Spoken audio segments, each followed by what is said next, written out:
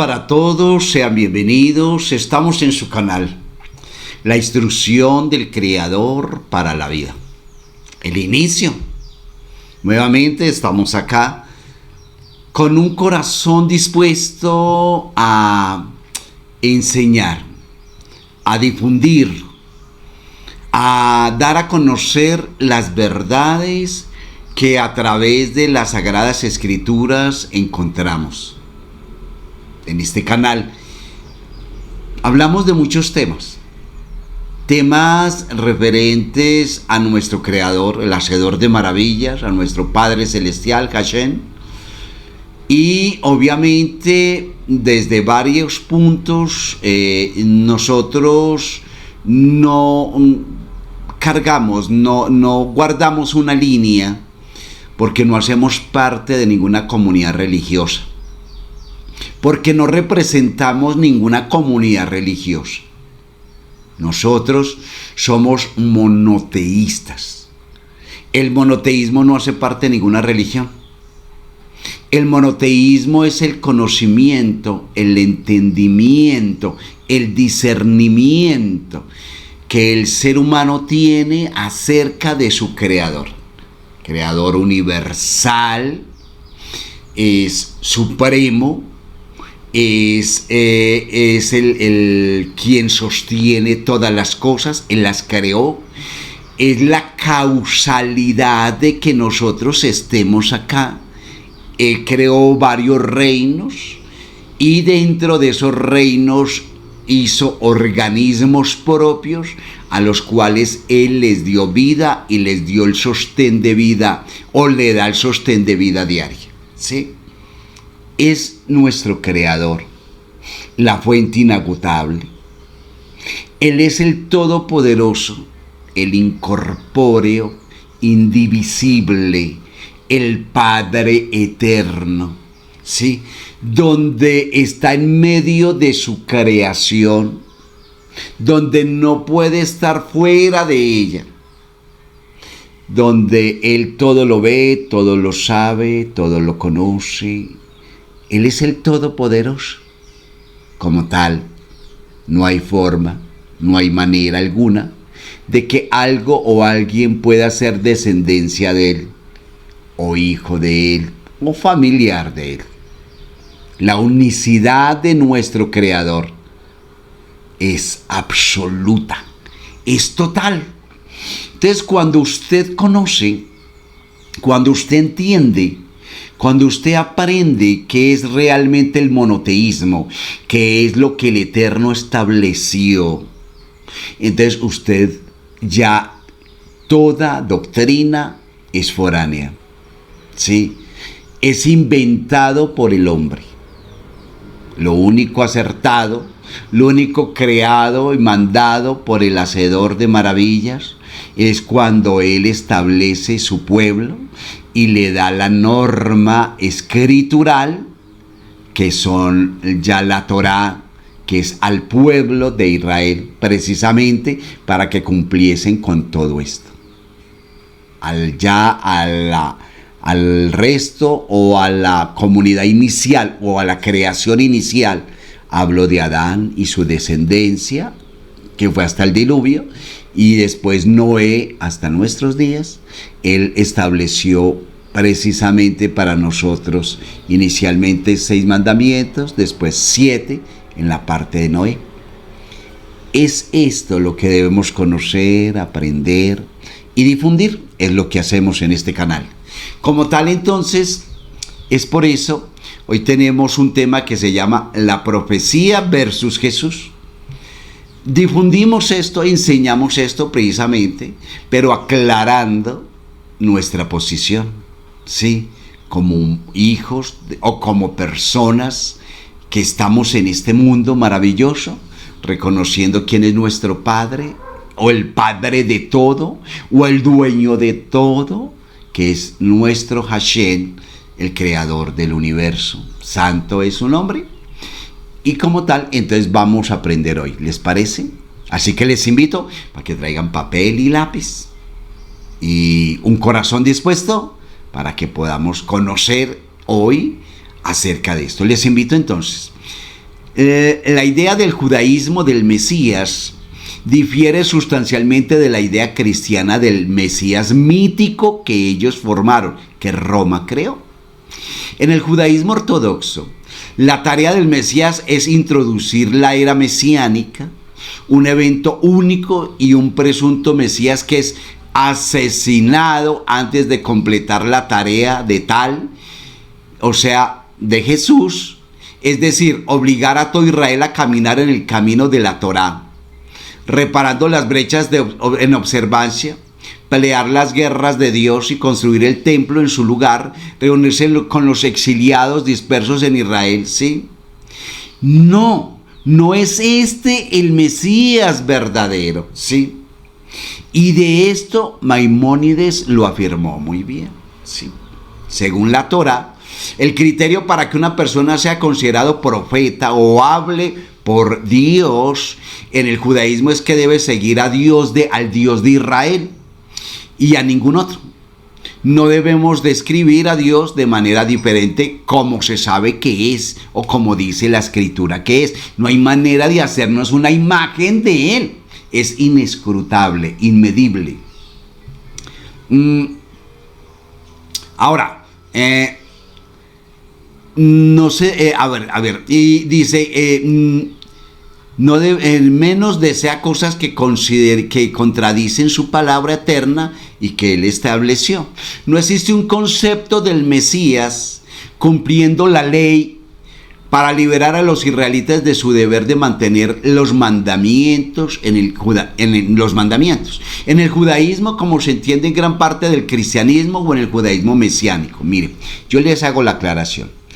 El judaísmo mesiánico es igual que el cristianismo, que ellos hablan de que ya el Mesías vino y que vino a la tierra y vino a salvar a los hombres, a redimirlos.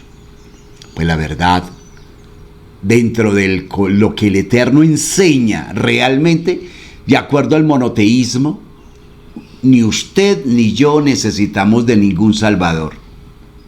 El Creador lo hizo todo perfecto y es tan poderoso y sublime que no hay nada que pueda impedir hacer Él su obra en los cielos y en todo lugar. ¿Usted cree que Él, que es perfecto, que hace todo perfecto, va a colocar a una criatura, a una creación de Él para que se encargue de salvar el mundo? Eso no, analícelo. Ahí entonces no está en Dios. Pero como hoy por hoy, perdóneme esta comparación, mucho como los laboratorios clínicos, que ellos mismos hacen la plaga, ellos mismos se inventan la enfermedad y también le dice para podernos vender el antídoto, entre comillas. Eso mismo hizo Roma. Era necesario crear, ¿sí? La necesidad en el hombre. Por eso desde el principio tergiversan la palabra, las escrituras, y entonces hablan de una descendencia caída, ya que a través de Adán, y como ese entró el pecado, entonces necesitamos uno que lo saque, y vea, le tengo la solución, y mire, y eso hicieron. Entonces, por eso es que el pueblo de Israel, el verdadero judío, el que conoce realmente las sagradas escrituras, sabe de antemano que todo lo concerniente a ese Mesías llamado Jesús, que lo volvieron mítico, porque el personaje existió, pero como lo volvieron mítico, entonces el pueblo judío de antemano sabe que ese Mesías no es conforme a lo que el Eterno establece. El Eterno establece que había de venir uno por descendencia de el rey David y con unas características y iba a ser una obra o varias obras, ¿sí? Con eso identificarían que es el Mesías real. Han habido hasta el momento 14 Mesías. Ninguno ha salido con nada. Se creía por las obras, algunas cosas que hizo, que fuese este, y después al morir se dieron cuenta que no. Después otro, y así sucesivamente. El de menos fue Jesús, y le dieron el misticismo divino, y hasta fueron en contra de lo escriturado por el Padre Celestial, en decir que era hijo y descendiente, y trataron de atornillarlo en muchas, pues tan así que crearon un libro y se lo agregaron al que ya estaba. Crearon lo que llaman la Nueva Alianza, que luego llamaron Nuevo Testamento.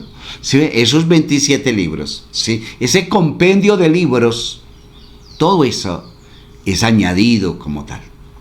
Entonces, por eso es que el pueblo de Israel está todavía esperando al Mesías, porque entendió, porque no solamente tiene las Sagradas Escrituras, sino también tiene la tradición oral. O sea, desde que el Creador habló a Adán y desde allá su descendencia, todo esto está allí descrito en el Talmud, está descrito allí en el libro donde está la tradición oral del pueblo de Israel.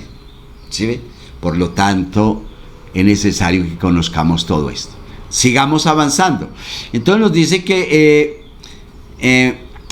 hay dos tipos de falso profeta reconocidos en la Biblia hebrea: el que dice ser profeta en nombre de la idolatría y el que dice ser profeta en nombre de Dios de Israel, pero declara que cualquier palabra o mandamiento, ¿sí?, que Dios ha dicho ya no se aplica, y hace declaraciones falsas en nombre de Dios.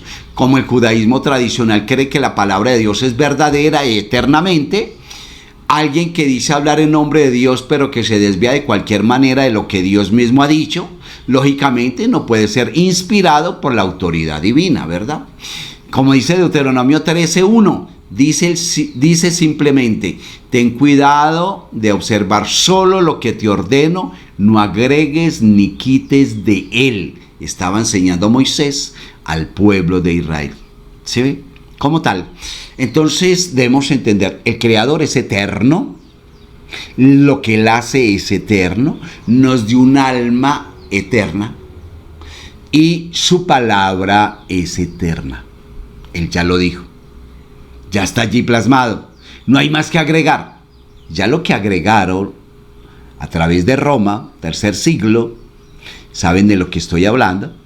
Entonces eso es precisamente el añadido, ¿sí?, tratando de incrustar allí a un Salvador, a un Mesías que todavía no ha llegado, de acuerdo a lo que el Eterno estableció. ¿Sí? Entonces, incluso si alguien que parece ser un profeta puede realizar actos o signos sobrenaturales, ningún profeta o soñador puede contradecir las leyes que ya han sido establecidas en la Tanaj. Por lo tanto, cualquier divergencia expuesta por Jesús desde los principios del judaísmo bíblico lo descalificaría de ser considerado un profeta en el judaísmo. Esta fue la opinión adoptada por los contemporáneos de Jesús, según la tradición rabínica, como se afirma en el Talmud Nashin, el 48b. Cuando Malaquías murió, la profecía se fue de Israel.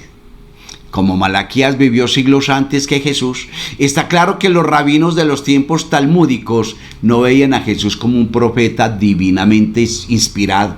Y si usted analiza realmente los escritos de él, se da cuenta que contradice totalmente lo que el Creador estableció, ¿sí? Además, la Biblia misma incluye el ejemplo de un profeta que podía hablar directamente con Dios y podía hacer milagros, pero era malo. ¿Se acuerdan de quién? De Balaam. Era un profeta, hablaba con Dios, hacía milagros, pero era malo. No olvide eso. El pueblo, según la Torá, cree que el Mesías cumplirá las profecías mesiánicas de los profetas Isaías y Ezequiel. Según Isaías, el Mesías será un descendiente paterno del rey David. Se espera que regrese a los judíos a su tierra natal y construya el templo, reine como rey y marque el comienzo de una era de paz. Y comprenda donde el conocimiento de Dios llena la tierra, llevando a las naciones a terminar reconociendo los errores que hicieron con Israel. Ezequiel lo dice, que el Mesías redimirá a los judíos. Y es a esto que tú y yo debemos apegarnos a lo que dice las Sagradas Escrituras, no a lo que dice el libro apócrifo que añadieron, ¿sí?, que llamaron luego Nuevo Testamento. La visión judía de Jesús está influenciada por el hecho que Jesús vivió mientras el segundo templo estaba de pie y no mientras los judíos estaban exiliados. Nunca reinó como rey este Jesús. No hubo una era posterior de paz o gran conocimiento.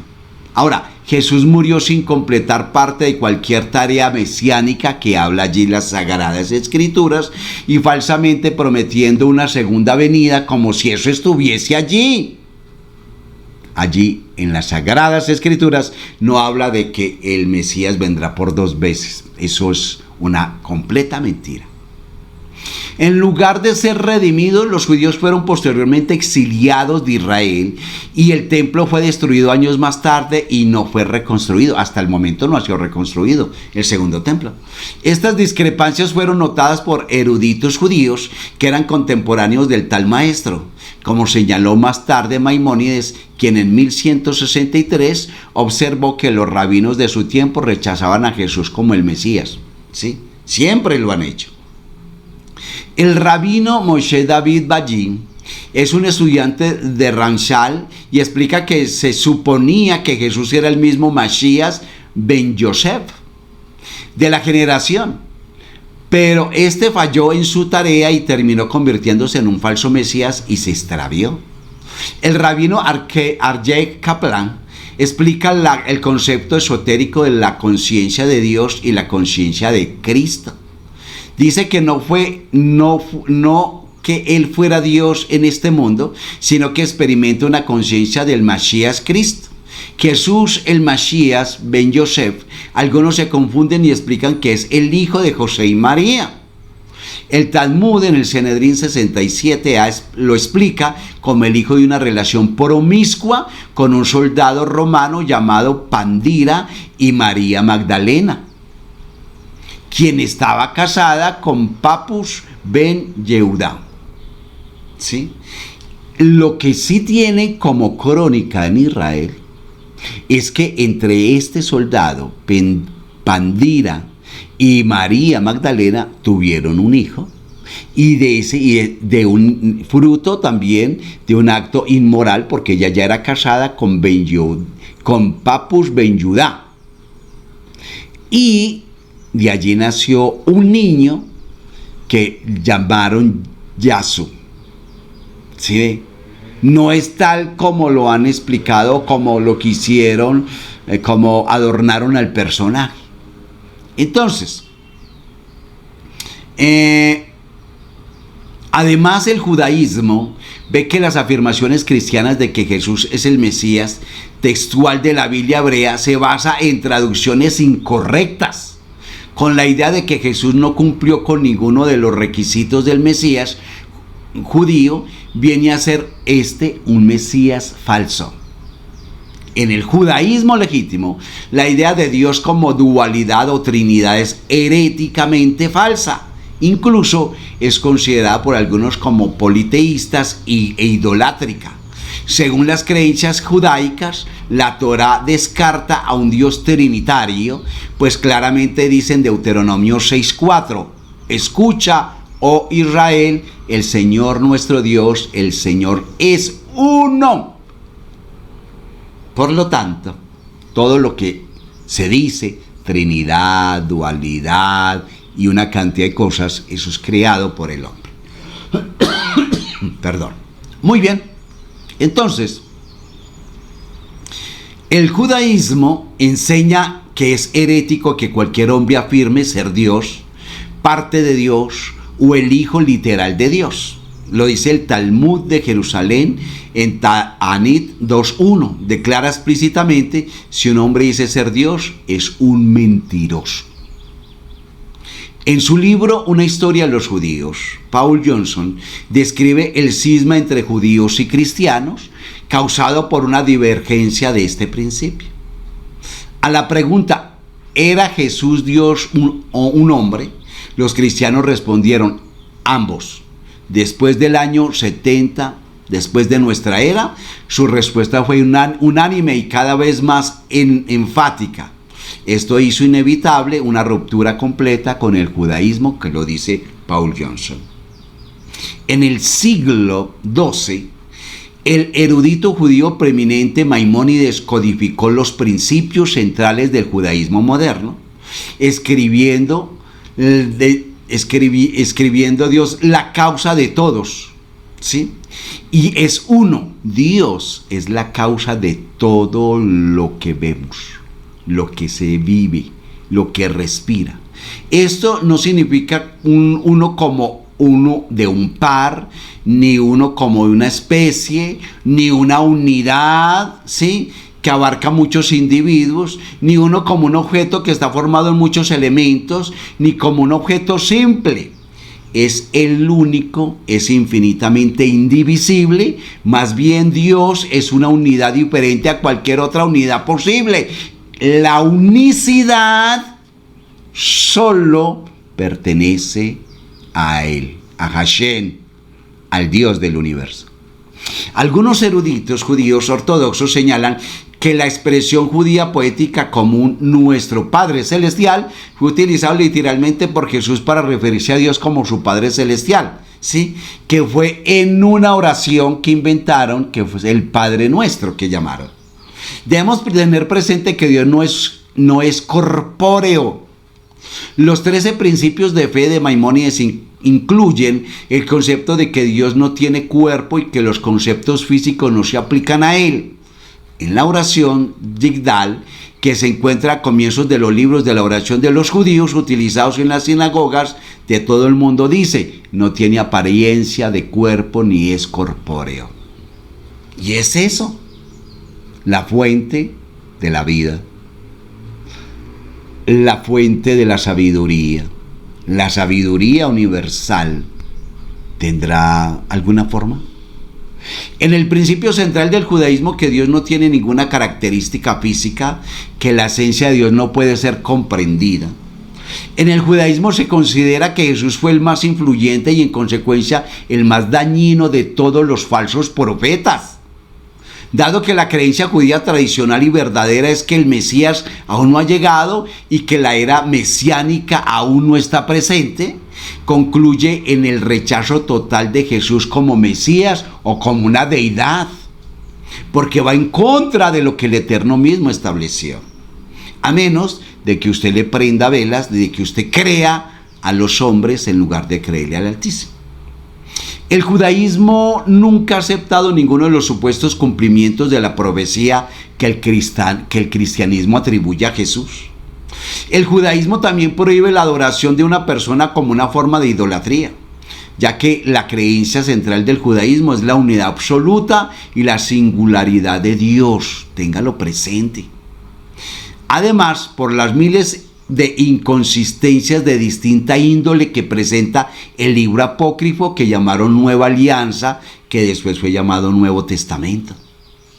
La escatología judía sostiene que la venida del Mesías se asociará a una serie específica de eventos que aún no habían ocurrido, incluido el regreso de los judíos a su tierra natal, que apenas se está dando, la reconstrucción del templo de Jerusalén, que todavía no se ha hecho, una era mesiánica de paz, que tampoco ha sucedido, y la comprensión de que el conocimiento de Dios llenará la tierra. Dado que los libros de historia dictan que ninguno de estos eventos ha ocurrido durante la vida de Jesús, no ocurrió, todavía no ha ocurrido, sí, ni ocurrieron después de Jesús. Se considera que él no era entonces ningún Mesías y en absoluto califica para tal empresa. Nada que ver con lo verdadero.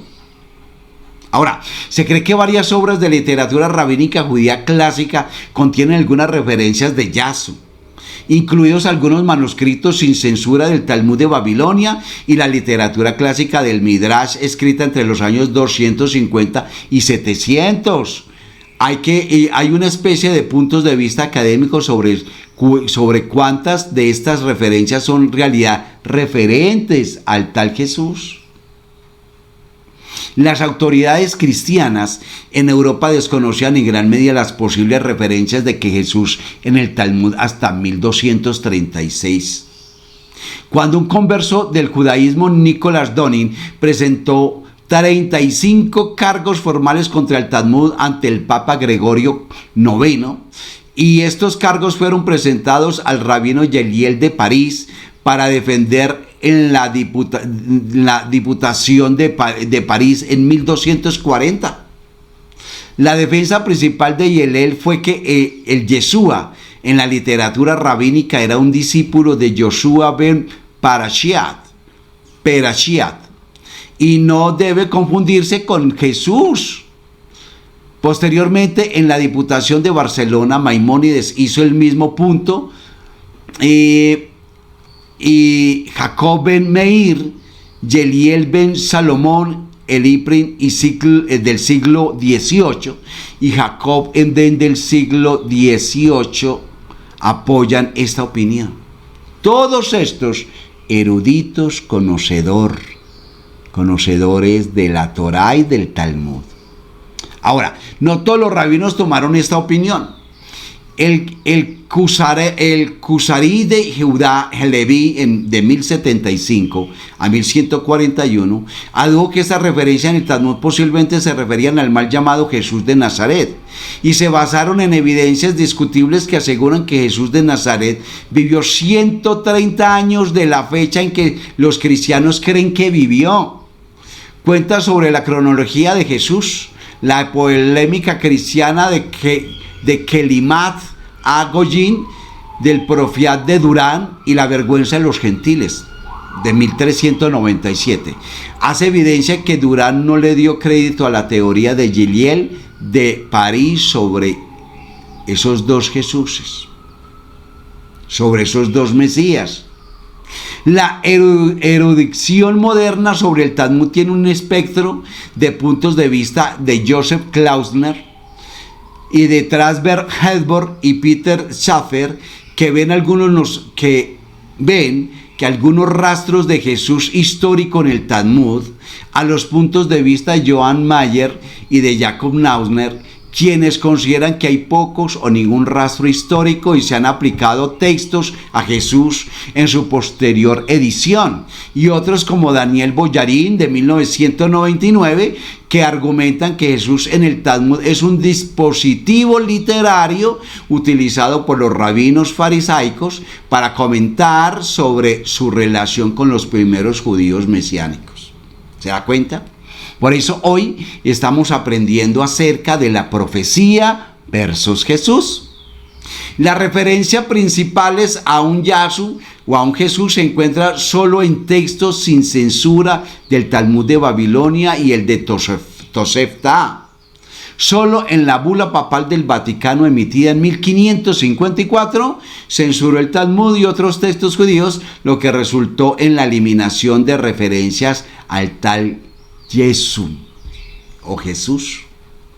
Ningún manuscrito conocido del Talmud de Jerusalén menciona el nombre de Jesús, aunque una tradición de Hedborg lo ha agregado al Obad Sará para alinearlo con textos similares de Chulín del 222 de la Tosefá. Todos los usos posteriores del término Jesús se derivan de estas referencias primarias. En los manuscritos del Talmud del Múnich, 1342, ¿sí?, en París, y el Seminario Teológico Judío de América, la denominación de A-Nosri se agrega a la última mención de Jesús en el Sanedrín 107b. Y el Sosafat 47a, así como las ocurrencias en el Sanedrín 43, ¿sí?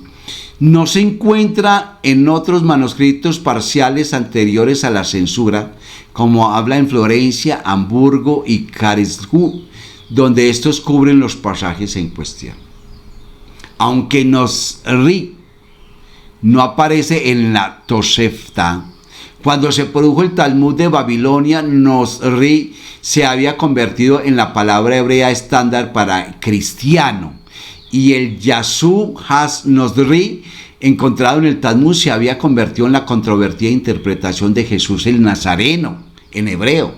Por ejemplo, en el año 1180, ¿sí?, dice que el término de Jesús Hasnori se puede encontrar en el Mishneh Torah de Maimónides, Ilchos Malachim 11.4, versión sin censura. Ahora, ¿sabes qué es la Tosefá en hebreo? Es junto a la Mishnah y el Talmud una de las fuentes legales de la literatura rabínica.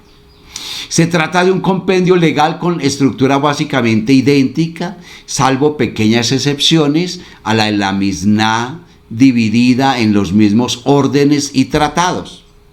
Generalmente se reconoce como complemento a la Mishnah. Está escrita en una lengua típicamente mishnaica, es decir, en hebreo rabínico. La Mishnah de Judá y de Nasi adquirió rango canónico y sirvió de base para el desarrollo ulterior de la ley judía, ultracolección de la Tosefá, ¿sí? En el Sanedrín 107 de Sofá 47 declara que Jesús era sexualmente inmoral y adoraba a los ídolos, en lo que encuentra en esas referencias. En el Toledot Jesús, el nombre de Jesús se toma como Yismach Shemo.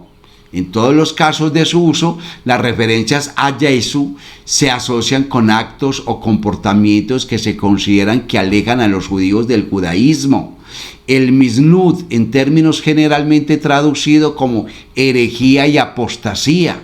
Históricamente, las representaciones de un Jesús en el Talmud y literatura judía se utilizaron como una excusa para los sentimientos antijudíos. ¿Se da cuenta? Entonces podemos ver que de este Jesús mítico que tú y yo un día conocimos, aprendimos, las raíces de este personaje son totalmente diferentes, ¿sí? Por eso debemos salir de ese romanticismo, de ese enamoramiento por este sujeto que nació así, que esto, que aquello. La gran mayoría de estos es mítico, es mentira. Mira, hoy por hoy hay escritores, ¿sí? Y tal vez ese escritor no haga una biografía de su vida. Él podría hacerlo, algunos lo han hecho, y él podría decir sin censura qué fue lo que hizo en su vida. Pero tal vez venga otro de esa misma nación y haga una historia de ese sujeto, de ese escritor, y se va a dar cuenta que es totalmente y difiere de mucho de la realidad de lo que vivió este escritor. ¿Sí? Eso mismo también podría suceder, que vengan de otro país también a hablar de ese mismo escritor y todo. Si usted ha visto la biografía del Nobel de Paz de aquí de Colombia, sí, de Gabriel García Márquez, usted va a encontrar que aunque él hizo algo, hablando un poco de él, los que han escrito acerca y han hecho biografía de él difieren en muchas cosas, ¿sí ve? Unas son falsas, ¿sí?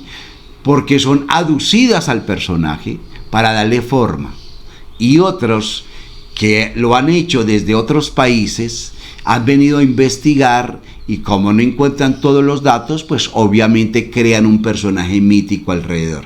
Eso pasa con todo personaje. Y el nombre de Jesús, este personaje, no escapó a esta regla. También hizo parte de eso. Sigamos. Maimónides lamentó los dolores que los judíos sintieron como resultado de las nuevas religiones que intentaron suplantar al judaísmo, específicamente al cristianismo y al islam, refiriéndose a Jesús, ¿sí? Escribió: incluso Jesús el Nazareno, que imaginó que sería el Mesías y fue asesinado por la corte de Roma, fue malinterpretado como profetizado por Daniel. De modo que se dijo, y los miembros de los forajidos de su nación serían llevados a defender una visión profética, y tropezaron con Daniel 11:14, porque hay obstáculo mayor que este. De modo que todos los profetas hablaron del Mesías que redime a Israel y lo salva, y reúne a sus desterrados y fortalece sus mandamientos. Vemos que está hablando exclusivamente del pueblo de Israel, y esto hizo que las naciones destruyeran a Israel por la espada, dispersaran su remanente y los humillaran e intercambiaran la Torá e hicieran que la mayoría del mundo errara al servicio de una divinidad, además de nuestro Padre eterno, de nuestro Hashem, del Creador del universo. No obstante, Maimónides continuó desarrollando un pensamiento anterior expresado en el Kusari de Judá Eleví. Pero la mente humana no tiene poder para alcanzar los pensamientos del Creador, porque sus pensamientos y formas son diferentes a las nuestras, y todas estas cosas de Jesús el Nazareno, o sea, del Muhammad e ismaelitas que los defendió, no hay propósito sino de enderezar el camino para un tal Rey Mesías y restaurar todo el mundo para servir a Dios juntos. De modo que se dice, porque entonces me volveré hacia las naciones, dándoles un labio claro para llamarlos a todos en el nombre de Dios y servir a Dios hombro con hombro como un hombro, dice Sofonías 3:9. ¿Cómo es esto? El mundo entero se había llenado de los problemas del ungido, de la Torá y las leyes, y estos problemas se habían extendido a islas lejanas y entre muchas naciones incircuncisas en el corazón, y discuten estos temas y las leyes de la Torá. Estos dicen, estas leyes eran ciertas, pero ya están extintas en estos días y no gobiernan para las siguientes generaciones. Esto es completamente falso. Mientras que los otros dicen, hay capas secretas en ellos y no deben ser tratados literalmente. El Mesías había venido y reveló sus significados y sus secretos. Eso es falso. Pero cuando el rey ungido realmente se levantará, triunfará y será resucitado y elevado, todos inmediatamente se darán la vuelta y sabrán que sus padres heredaron la mentira y sus profetas y antepasados los llevaron por mal camino, como dice el libro de Malaquín 11:10 y 12. Malaquías 11:10 y 12. Ahora, hablemos de la epístola a Yemen. ¿Sabe usted que a Jesús se menciona en la epístola a Yemen de Maimónides, escrita alrededor del año 1172, al rabino Jacob Ben Netán, Alfai Yumi y el jefe de la comunidad judía de Yemen? Desde el tiempo del Apocalipsis, cada déspota o esclavo que ha alcanzado el poder, ya sea violento o ignorable, se ha convertido en su primer objetivo y su propósito final de destruir nuestra ley y viciar nuestra religión. Por medio de la espada, por violencia o por fuerza bruta, como Amalek, Sisera, Sennacherib, o Nabucodonosor, o Tiro, o Adriano, o etcétera. Como que esos huesos se conviertan en polvo, ¿sí? Como de ellos, esta es una de las dos clases que intentan frustrar la voluntad divina. La segunda clase se compone de los más inteligentes y educados entre las naciones, como son los sirios, los persas y los griegos. Esos también se esfuerzan por demoler nuestra ley y viciarla mediante argumentos que inventan y mediante controversias que instituyen ellos. Siempre han querido derribar, echar por tierra la ley, la instrucción, lo que el Eterno estableció. Después de eso surgió una nueva secta que combinaba los métodos, a saber, conquista y controversia, dos en uno, para hacer la guerra más efectiva, según ellos, porque creía que este procedimiento sería más efectivo para eliminar todo rastro de la nación y de la religión judía. Por lo tanto, resolvió reclamar la profecía y fundar una nueva fe, contraria a nuestra religión divina, dice el pueblo judío, y afirma que era igualmente dado por Dios. Por lo tanto, esperaba generar dudas y crear confusión, ya que uno se opone al otro y supuestamente ambos emanan de una fuente divina, lo que conduciría a la destrucción de ambas religiones.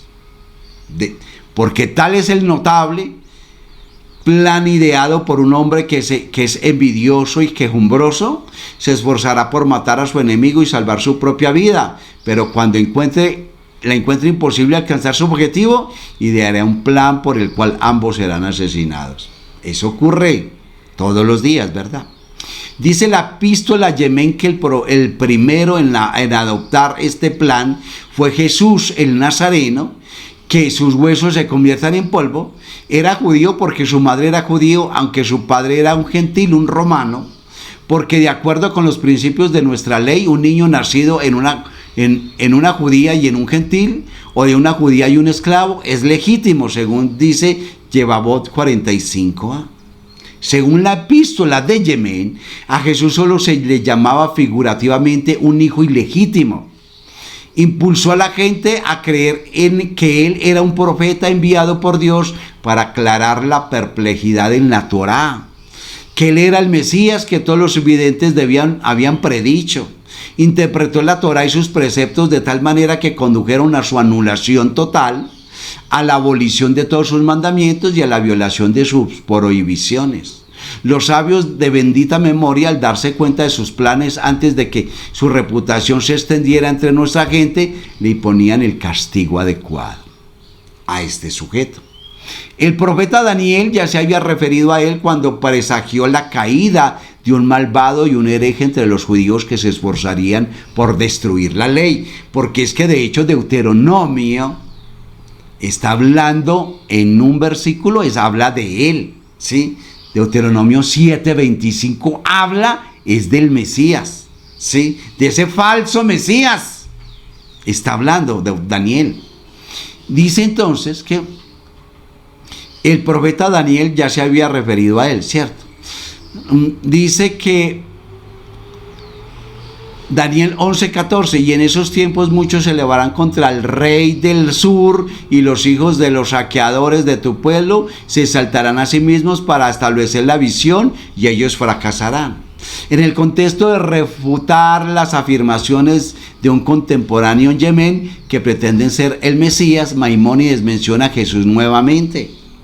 Todos saben que los cristianos falsamente atribuyen poderes maravillosos a Jesús el Nazareno, que sus huesos se conviertan en polvo, como la resurrección de los muertos y otros milagros. Incluso si les consideramos por el argumento, no deberíamos estar convencidos por su razonamiento de que Jesús era el Mesías, porque podemos traer 1000 pruebas más o menos de la Escritura de que no es así. Incluso desde su punto de vista, de hecho, alguien se arrojará a este rango a sí mismo a menos que desea convertirse en un hazmerreír, y eso fue lo que él hizo, se convirtió en eso.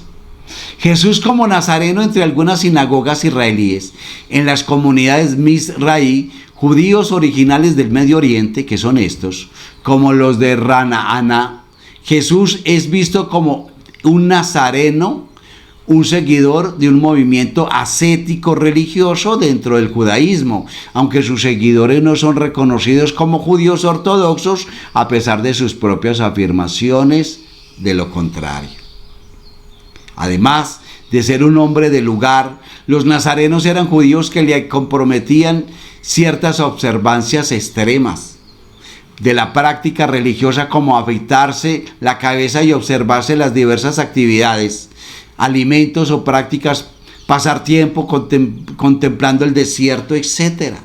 Continúan siendo reconocidos como judíos, y Jesús pudo vivir alrededor del año 130 o 140 y se fusionó con las creencias neoplatónicas en lo que se convirtió el Nuevo Testamento.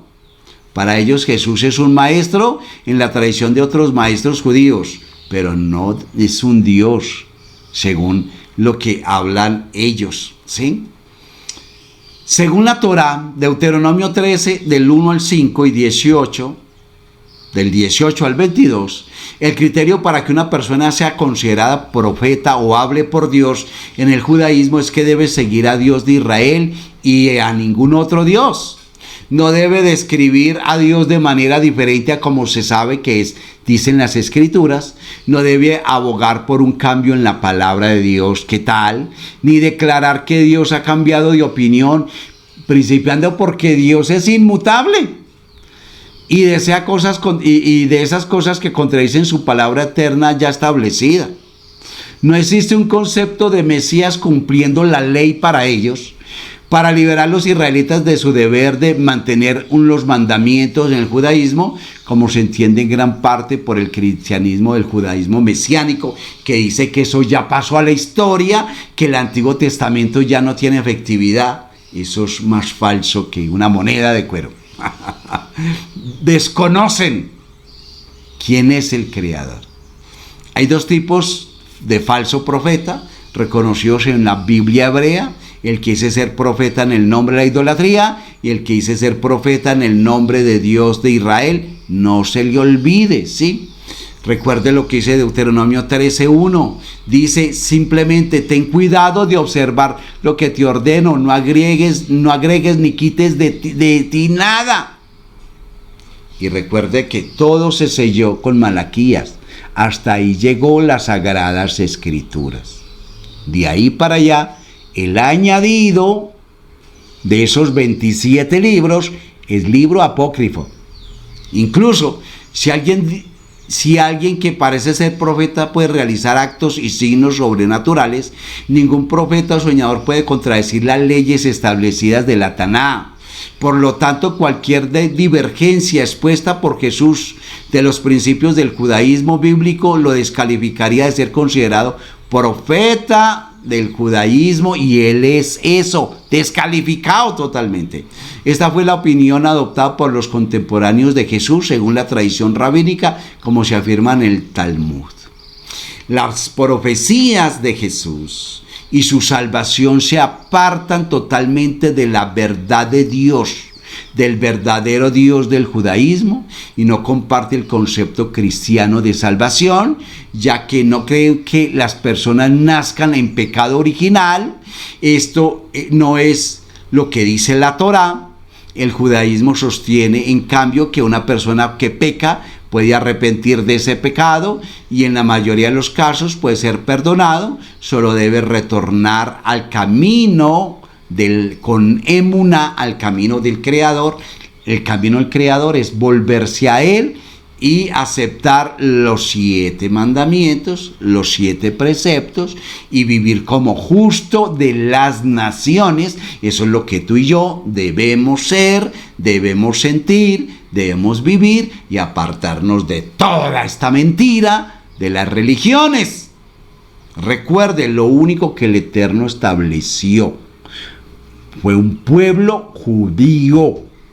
No es que el judaísmo sea una religión, no. El pueblo judío lo estableció el Rey, el poderoso, el sublime, el eterno, Hashem de los ejércitos. Sí, él estableció su pueblo. Y a ese pueblo le dio 613 leyes y normas, sí, que encontramos en la Torá, sí, en la Tanaj. Ellos deben cumplirlo, sí, las fiestas, todo con base en lo que el Eterno estableció. Nosotros, tú y yo, nos debemos basar por lo que el Eterno estableció a través del libro de Génesis, que son los 7 mandatos, ¿sí? Para ti y para mí, para que lo tengas en cuenta. Mientras tanto, pues yo quiero invitarle para que ahora, no se le olvide, continuemos con la segunda parte de este tema, que es la profecía versus Jesús. Está bueno, está interesante, ¿cierto? Así que ahora le espero. Bendiciones.